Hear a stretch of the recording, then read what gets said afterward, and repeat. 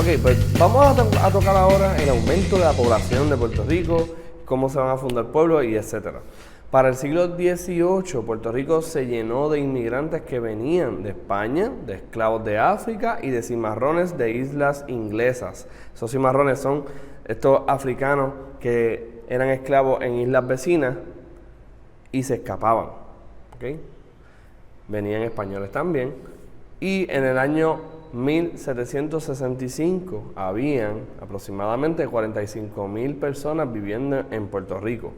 Ya para el año 1776 aumentó a 71,000 personas en Puerto Rico, habitantes. Ese crecimiento promovió la fundación de pueblos en las costas y montañas. Se van a fundar entonces nuevos pueblos. Las personas se establecen en las orillas de los ríos para tener agua y poder beber y cultivar. No van a haber seres humanos fuera del agua. Siempre vamos a ver que los seres humanos se ubican a las orillas de los ríos. ¿Okay? Construyeron ermitas y alrededor de ellas construyeron casas. ¿Se acuerdan? Ponían entonces la parte religiosa, ¿verdad? Y con el tiempo las ermitas se convertían en iglesias. La gente vivía alrededor de la ermita donde practicaban, ¿verdad?, su religión, donde practicaban sus creencias, donde rezaban, y de ahí entonces después surgía una iglesia. También el aumento de la población obligó a trazar calles y caminos. Entre pueblos siempre hay que comunicarnos, así que necesitamos crear calles, carreteras, etc.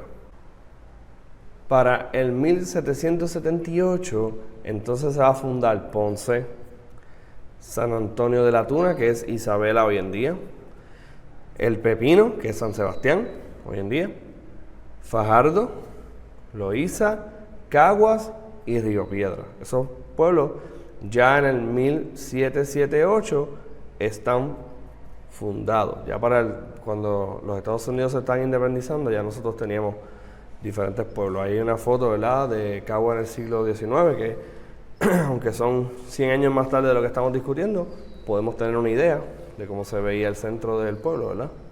La economía de ganadería pasa a ser agrícola. Aquí al principio, la economía tenía que ver mucho con el ganado, muchísimo con las vacas. Por eso el hato es tan importante, esa palabra, en nuestro vocabulario. La fundación de nuevos pueblos significó que las personas se iban entonces a adentrar más a los pastizales y a los bosques. Esto perjudicó a los dueños de los hatos, que ya tenían, ¿verdad?, ese ganado, que permitían que sus animales pastaran libremente en aquellas áreas. ¿Por qué afectó? Pues mira, los hatos limitaban el uso agrícola de la tierra. El ganado limita el hecho de que tú puedas usar un terreno para tener ganado, no puedes tener a la misma vez cultivos, ¿verdad? ¿Por qué? ¿Por qué? Ok, le voy a decir por qué. Por las decenas de ganado que habían.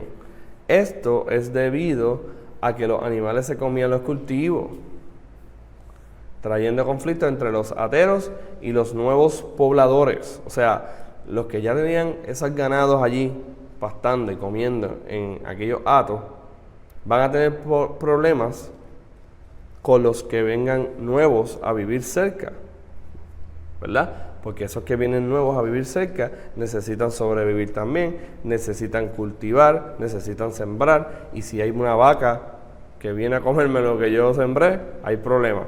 El gobierno ayudaba más a los nuevos pobladores que los dueños de hatos de aquel entonces. Entonces, eso trae problemas, porque así Puerto Rico fue tornándose más agrícola que ganadera, pero habían conflictos ya, ¿ok?, entre personas. Así es como entonces Puerto Rico empieza a tornarse un poquito menos centrado en las vaquitas y eso, y más centrado en cultivar, o sea, en lo agrícola. Los nuevos colonos agricultores quemaban una cuerda de terreno o dos para preparar la tierra. Los taínos hacían eso desde el pasado. Allí sembraban plátano, yuca, ñame o tabaco. Los más afortunados tenían gallinas ponedoras, una vaca o cabra lechera. Lo único que se necesitaba para vivir en aquella época era un bohío de paja o un bohío, ¿verdad?, con madera, hecho de madera. Miren ahí un plantío de aquel tiempo, probablemente siglo XIX, de tabaco. Eso es el tabaco. Ahí tenemos a una de estas mujeres que trabajaban despalillando el tabaco y enrolándolo. Y en una casita, esa foto, donde quiera que tú busques Puerto Rico, siglo XIX y siglo XVIII, te va a aparecer esa foto de una familia, ¿verdad?, de aquel tiempo. Miren su casita, eso es paja con palitos. Y los bueyes, que tanta necesidad había de ellos, no solamente para transportación, sino que los bueyes también ayudaban a arar la tierra, bien importante. Ok, ahora vamos a enfrentarnos a un vocabulario nuevo que no habíamos tocado entonces anteriormente, que va a hacernos falta para poder discutir más adelante lo que va a seguir pasando en Europa y Puerto Rico en los siglos XIX, XX y en adelante. Los corsarios son mesomarinos europeos, enemigos de España. Entre los siglos XVI al XIX atacaban y saqueaban a los puertos que eran de España, acá en América, así como barcos con bandera española que encontraban en el mar. Corsarios atacaban las embarcaciones españolas en el Atlántico. La patente de corso, autorización que daba la corona española para que usaran barcos privados con el fin de detener el contrabando de embarcaciones no autorizadas. O sea que la forma de contraatacar a los piratas o a un corsario era entonces dando este permiso a barcos privados, no del gobierno. Guardacosta. Guardacosta es otro nombre para corsario, para un corsario pero de España. ¿Okay? Y armador de corso es el dueño del barco que usaban los corsarios. Este se quedaba con el botín confiscado. O sea que no siempre el dueño del barco era el que lo manejaba, no siempre era el capitán, el dueño del barco. Las embarcaciones siempre han sido un bien muy caro, así que no siempre quien es experto en manejarlo es también el dueño. ¿Okay? ¿Por qué España perdió interés en sus colonias caribeñas? ¿Qué consecuencias trajo esta falta? Mira, en las islas del Caribe, que eran de España, había escasez de oro y de plata. Eso es en cuanto al Caribe. Por eso es que España decidió concentrar su fuerza en donde había oro, ¿verdad? México, Perú, Bolivia, ahí había oro. Eso hizo que España abandonara el comercio con Puerto Rico y muy pocos barcos visitaban los puertos de aquí. Nuestros puertos eran mejor utilizados como una puerta entre España y Centroamérica. Nosotros éramos lo que estaba entre medio de Europa y América en cuanto a los viajes, ¿verdad?, para ir a estos sitios donde había oro. Es así como nace la oportunidad del contrabando para Puerto Rico. Por eso es que lo que discutimos anteriormente aplica a este marco. ¿Ves? No solamente hay un monopolio, sino que entonces se pierde interés en venir aquí. Así que entonces aquí deja de entrar dinero, deja de entrar personas. Personas venían, ¿verdad?, huyendo, pero deja de entrar negocio, deja de entrar plata, deja de entrar bienes aquí. Y se concentran, obviamente, donde está el dinero o donde está el interés de buscar algo en otras áreas de América. Observen aquí, mira por qué yo digo lo siguiente. En este mapa se ve clarito. Si tenemos entonces que México está por acá y todos estos otros países están aquí en esta área también, entrando por acá, pues tenemos que España está al otro lado del mundo por esta área, pues nosotros estamos entre medio. Así que en algún momento les servía como parada para reabastecerse de diferentes cosas, comida, etcétera. Y por eso entonces es que se da esta dinámica de que yo digo que Puerto Rico se convierte en el peaje de España.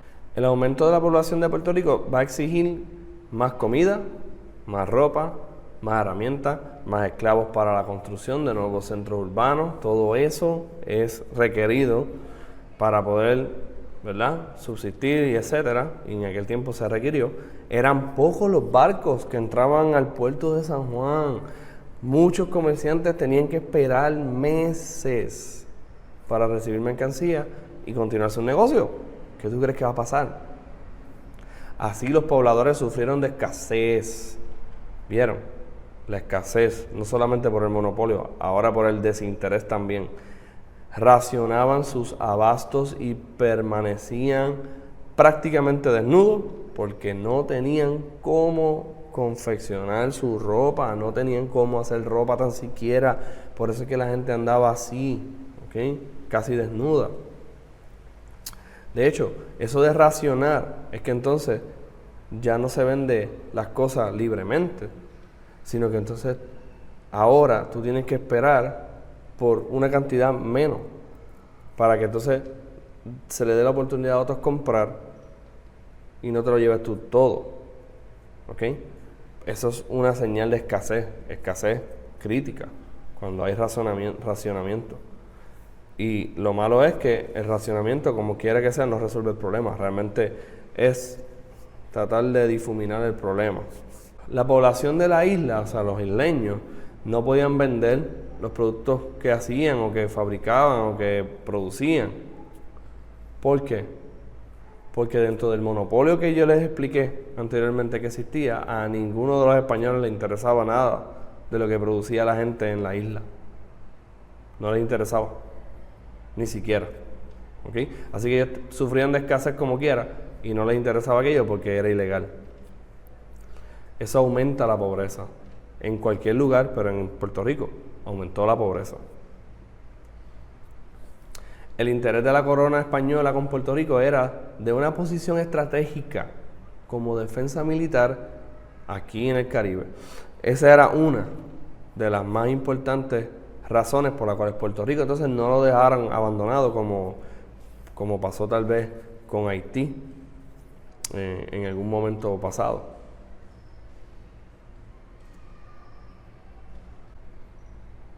Observen este mapa. Esta es la isleta de San Juan, aquí, esta isleta aquí.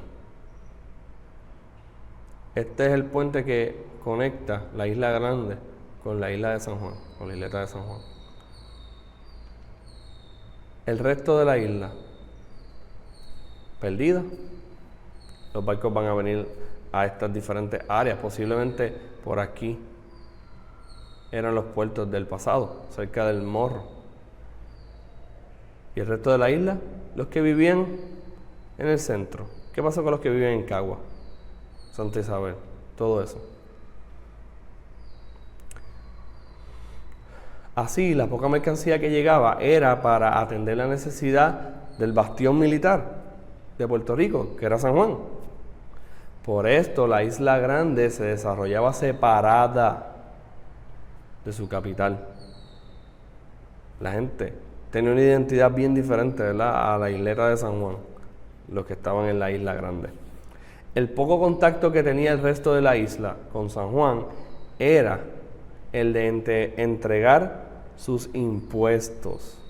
En este caso, el impuesto era en ganado, o sea, vaquita. Los corsarios y marinos europeos también, a pesar de todo eso, también, además, atacaban y saqueaban puertos en Puerto Rico y en el Caribe. Eso destruía los asentamientos alejados de las ciudades militares. O sea que sufrían también, además de todo lo que ya hemos hablado, la gente que vivía en la Isla Grande sufrían de que los atacaran, de que los destruyeran sus poblados, de que le quemaran las casas. Llevaban a cabo ataques rápidos y quemaban los poblados. También robaban y vendían ilegalmente para afectar a España. Así que, con todo eso del contrabando, la parte buena era que por lo menos conseguían algo, pero entonces, ¿y cuando esta gente no venía con ganas de hacer amigos? ¿Qué va a pasar? ¿Verdad? ¿Dónde estaba entonces el gobierno en proteger a su gente? Así, el gobierno español otorgó patentes de corso a súbditos de la corona española. Ya hablamos de lo que era una patente de corso. Una patente de corso es un permiso, básicamente, para tú ser un pirata licenciado por España. En otras palabras, la piratería solamente es buena si el gobierno te daba el permiso de tú hacerla con otros. Qué interesante. Los guardacostas arremetían en alta mar contra los barcos cargados de mercancía y esclavos por sospechas de contrabandear con las islas de España. El armador de corso vendía los artículos en puertos españoles. O sea que España se aburrió ya de ser la víctima de estos piratas y entonces dijeron, ahora nosotros vamos a hacer lo mismo, le vamos a dar este permiso a gente civil, a personas normales, para que ellos también hagan lo mismo y ataquen entonces a estos otros barcos de otros países que son nuestros enemigos y saquen esas cosas y las vendan entonces a puertos españoles. Así se satisfacía la necesidad de los puertos olvidados en el Caribe. Para que ustedes vean, los corsarios también españoles eran los que entonces traían diferentes cosas a los habitantes de la isla. En ese caso, ¿verdad?, el Caribe entero. Aún así, se confundía la defensa de las costas con el pillaje, siendo acusados muchas veces por los gobiernos de Inglaterra y Holanda. O sea que, de repente, había una confusión y entonces los países en Europa se estaban acusando mutuamente. No, tú eres un pillo, tú me estás robando. No, tú eres un pillo, tú me estás robando. No, tú eres un pillo, tú me estás robando. Todos se estaban robando. Las acusaciones, ¿de qué valen entonces? Al principio, muchos eran pobres o mulatos y ansiaban hacerse. No, vuelvo. Al principio se le concedía patentes de corso a españoles nada más. Pero, después de un tiempo, ¿verdad?, los que eran de aquí se iban a querer lucrar también de esa actividad de corsario. Así que muchos eran pobres o mulatos y decían, yo creo que una buena oportunidad de negocio es buscar la forma de que me den una patente de corso y buscar a un dueño de barco y empezar a hacer lo mismo que están haciendo estos piratas, pero entonces hacerlo yo de parte de España para entonces hacerme de riqueza, hacerse ricos. Muy bien, vamos a repasar rapidito antes de continuar con esta próxima lección.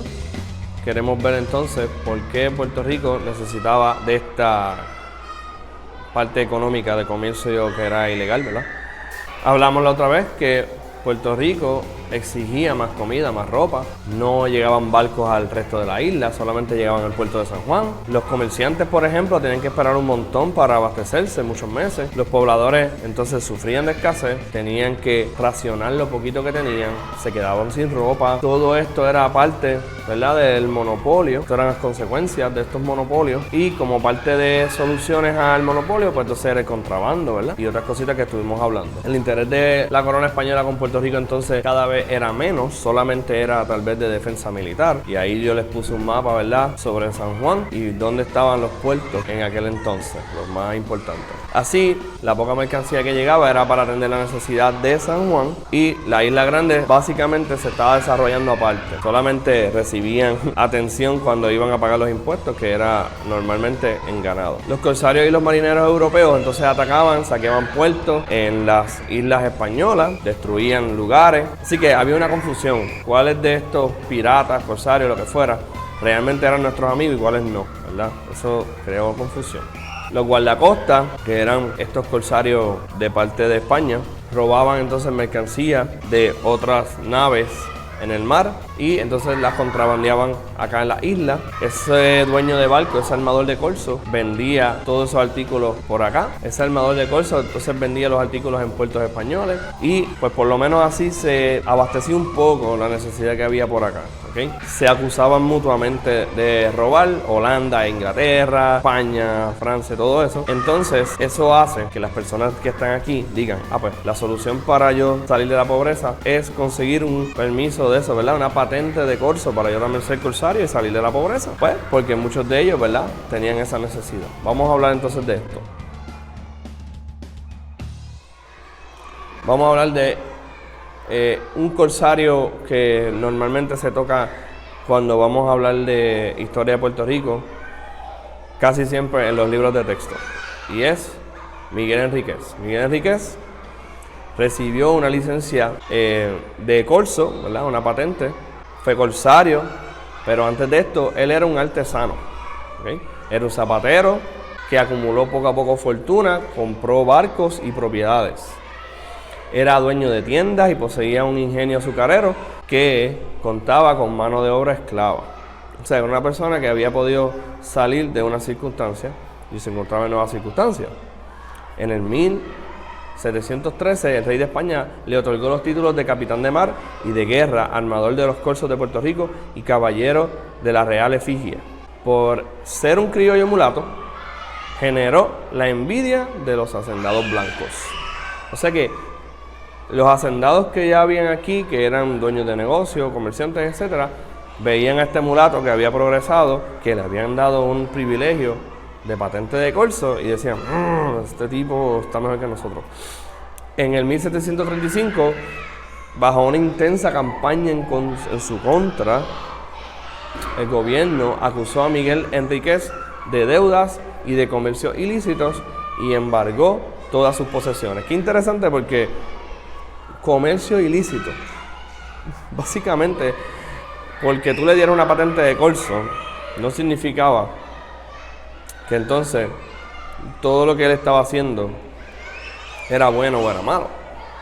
Es que España le daba el permiso de hacer cosas que si lo hubiesen hecho a otro país era ilegal, ¿ok? Pero al él hacérselo a los enemigos de España, está bien, ¿verdad? Interesante. El famoso corsario murió pobre en el convento de Santo Tomás en San Juan, donde se refugió los últimos años de su vida. Allí él vivió refugiado, básicamente perdió todo por la envidia de otras personas, porque estas patentes de corso obviamente se le iban a dar a quienes, a los que eran originales de España, no a mulatos, no a personas que habían sido hijos de negros en algún momento.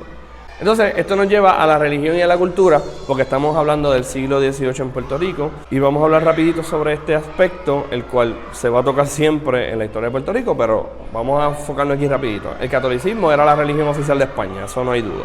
Todos los habitantes del Imperio Español tenían que ser católicos, o sea, ese era un requisito. Tú tienes que ser católico si eres habitante de algún lugar del Imperio Español, que era bastante extenso. La religión era vista como una expresión de nacionalidad. O sea, ya en este entonces se ve esa mezcla de que si tú eres español, eres obligatoriamente católico. ¿Ok? Interesante. Quien no fuera católico era extranjero, extraño y hasta despreciado. Era bien raro. Vamos a tocar una figura en un futuro que, al no ser católica, se ve cómo difería de ciertas ideas de los españoles. La religión y la cultura, seguimos acá. Solo los que vivían en los pueblos tenían una iglesia cerca. Muchos no iban a la iglesia por no tener la ropa adecuada. Las celebraciones religiosas estaban limitadas por la falta de recursos, la falta de personas, ¿verdad?, de sacerdotes. La iglesia no podía atender a toda la población, no podían practicar los sacramentos como el matrimonio o los bautismos, porque las parroquias estaban bien lejos y faltaban sacerdotes para que fueran a fungir, ¿verdad?, sus labores ministeriales en donde estaban las personas, tal vez alrededor de una ermita o en un campo, ¿verdad? De vez en cuando aparecía un nuevo cura que efectuara casamientos y bautizos en masa. Observa eso, fíjate, yo no lo había pensado. Leyendo ahora otra vez esta información, estoy reflexionando nuevamente, que de vez en cuando aparecía un sacerdote que casara masivamente y bautizara masivamente. O sea que esa no es la expectativa. Qué interesante, ¿verdad? Entonces, como toda expresión religiosa tiene su parte artística, ¿verdad?, tiene su creatividad. Y uno de los mejores exponentes de este aspecto religioso va a ser José Campeche y Jordán. Campeche fue un hijo de un esclavo que se liberó y de una mujer blanca de alta sociedad. Nació en el 1751 en San Juan y desde joven se va a destacar como músico y artista. Él fue alumno del pintor de las Cortes Luis Paret y Alcázar, quien se encontraba en Puerto Rico como un castigo por haber encubierto las aventuras románticas del hermano del rey. O sea que había sido cómplice del hermano del rey en algo que no debía haber sido cómplice. Y entonces lo sacan de allá y lo tienen entonces aquí, en la isla. Entonces ahí Campeche coge todo ese conocimiento de este señor. Durante sus 2 años de destierro, porque eso es lo que se llama cuando te sacan de tu tierra, un destierro, Paret educó a Campeche en los estilos del barroco y el rococó, además de enseñarle a construir lujosos y ricos fondos, eso es, ¿verdad?, técnica de arte, para retratar a los más importantes personajes de la sociedad de San Juan. Entonces ven ahí, José Campeche aquí, de José Campeche, y algunas de sus piezas más importantes, más célebres, que algunas de ellas las puedes ver en museos acá. Yo quería recomendar que visitaran este enlace que tengo acá. Voy a tratar de pegarlo entonces en el video, en la descripción o en el mensaje que envíen, para que puedas ver un poquito más sobre Campeche. Yo considero que esta es una buena tarea. Si te interesa el arte, sobre todo, la recomiendo de verdad que obligatoriamente saber más de Campeche, ver sus pinturas. Si no, podemos ir juntos, ¿verdad? Si es algo que podemos lograr, podemos ir juntos a museos y ver sus trabajos.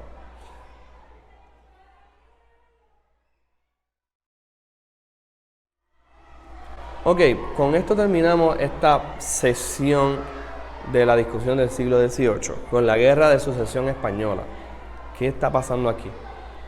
Y es que hay una novela, ¿ok? Una novela, por decirlo de una forma. Vamos a ver cómo lo que estaba pasando en España acá va a traer unos resultados básicamente inmediatos, básicamente radicales, ¿ok? ¿Qué estaba sucediendo allá en España? Pues mira, la Guerra de Sucesión Española es una guerra que enfrenta a Felipe de Borbón con el archiduque Carlos de Austria. ¿Por qué se enfrentan? Por la posesión del trono español tras la muerte sin descendencia de Carlos II de Habsburgo. Hablaste chino. Mira, ellos se estaban peleando por el trono de España porque Carlos de Habsburgo, quien había sido rey de España para aquel entonces, se murió y no dejó herederos en el trono. Felipe de Borbón era apoyado por Francia y parte de España, fiel a él. El archiduque Carlos, en cambio, era apoyado por el Reino Unido, ustedes lo conocerían hoy como Inglaterra, el Imperio Austriaco, Holanda, Portugal, parte de España y otros estados que eran menores. Una de las principales causas de esa guerra radica en el miedo de muchas potencias europeas a una alianza entre Francia y España que podría materializarse si Felipe de Borbón subiese al trono español. O sea que había intereses en Europa que no quisieran ver que Francia se une a España en el trono, ¿verdad? Finalmente la guerra concluyó con la victoria del candidato Borbón, o sea, ¿verdad?, Felipe de Borbón, y la aceptación de este por las otras potencias europeas con la firma del Tratado de Utrecht, que entre otras cosas impedía la unión dinástica entre España y Francia, disipando los miedos que anteriormente habían supuesto la oposición de buena parte de las potencias europeas a Felipe de Borbón, a la par que reconocían a este como rey de España. O sea que este señor, Felipe de Borbón, se convierte en el rey de España, pero él no puede decir que su dinastía va a seguir heredando el trono porque sí, ¿verdad?, sucesivamente, aunque se convierte en el rey de España en este entonces. Así que, ¿qué ustedes creen que sucede si allá hubo una guerra y se corona un nuevo rey para España, ¿eso tiene consecuencias aquí en Puerto Rico?